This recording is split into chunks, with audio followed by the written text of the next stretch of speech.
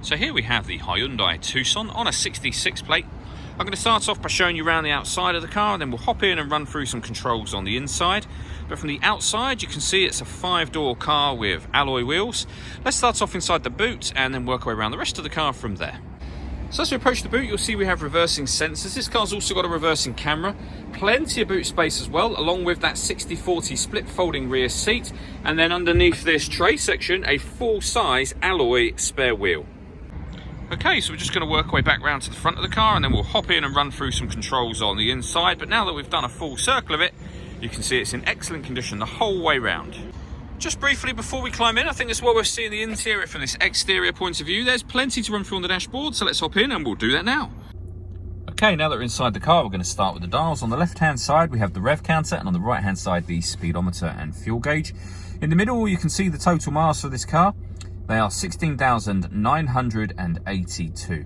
The information displayed above that can be changed using a button on the steering wheel, so you can have various bits of information, including a digital readout for the speedometer that you see being displayed now, various bits of fuel economy info, and there are other menus available as well, from satellite navigation to vehicle systems, audio, user settings, and background to the beginning again. If we back out to the steering wheel, the buttons I was using just a moment ago are here.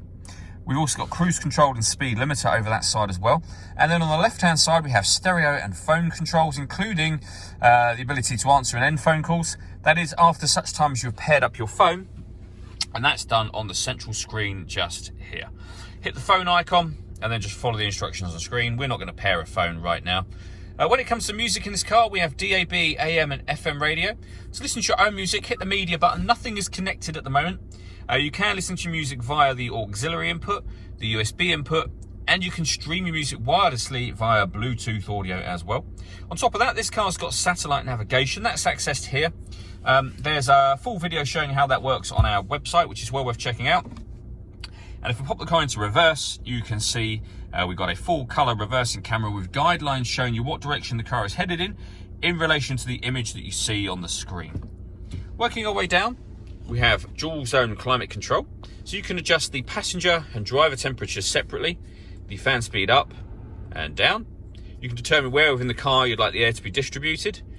That button turns the air conditioning on. It's on at the moment with that light showing, so off, back on again. You can hit auto if you wish to. What that will do is maintain these temperatures by taking control of the fan speed and the direction of the air for you, and you can override that whenever you wish to put it back onto your own settings. This car's also got a heated driver and passenger seat, both with 3 different heat settings each. At the very bottom here, we have 2 12-volt charging sockets, as well as the auxiliary and USB inputs that I mentioned previously. The gear lever for the fully automatic gearbox, and then these buttons just here. So firstly, this one turns off the parking sensors, and this one turns off the stop and start. This car is designed to cut out when it's stationary in traffic to save you fuel. That button turns the system off. Then, if I push that button, you see the green symbol that's come on just next to the speedometer. That's letting us know that we've turned on downhill brake control. So that's now off, back on again, off again. If you know you're going to take the car off-road, then hit that button, and the car will take full control of the brakes on any downhill bits. It's very useful for off-road driving. And you can change the steering mode. You see the sport that's just come up within the rev counter. That lets you know that you put the steering in sport mode or back to normal mode. All that leaves me to say is thank you for taking the time to watch this video. If you'd like to come and see the car in person and have a test drive, please feel free to call any of our MJA sites. We'd love to hear from you soon.